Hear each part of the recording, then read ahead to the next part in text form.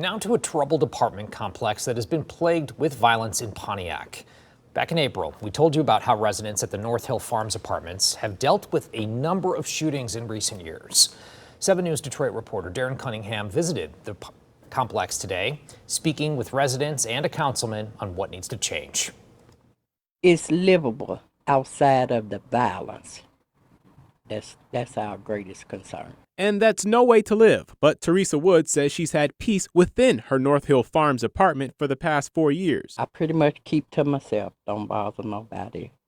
And nobody bothers me. I was out there after 2 deadly shootings, both involving several victims, the most recent last month. I wanted to see if there's been any change. The city told me the complex planned to install cameras this spring, but I'm told that hasn't started yet. I think that the complex is making a start by putting up cameras, but I believe that they need to also do more thorough background check. To find out if there's been any significant police calls to the complex in the past month, I reached out to the Oakland County Sheriff's Department, which said nothing of note.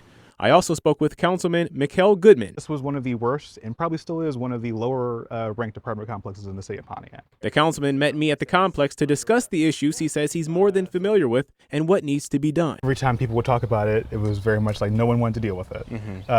Elected officials didn't want to deal with it. People who lived here didn't want to deal with it. He says installing cameras and having increased police presence are not preventative and are all secondary to investing in people. This has been happening for a very long time, and until we actually address it and we address it for what it is, being that, you know, crime is not just a matter of people want to do crime.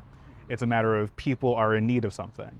And so we need to get better about addressing the needs of people. He suggests a systemic approach is needed, getting people adequate resources they need to function productively. There needs to be some care not only done on the governmental aspect, but also on the part of North Hill Farms. They're making money. They have a responsibility. They are getting federal funds from HUD to exist. So like there is, you know, some expectation that they also have a part in making sure that things are done correctly. This morning, I called the complex owner, American Community Developers based in Harper Woods. They initially hung up on me. The second person who picked up took my information down and told me she would relay the message. As of news time, I still have not heard back from American Community Developers. In Pontiac, Darren Cunningham, 7 News Detroit. Thank you so much, Darren.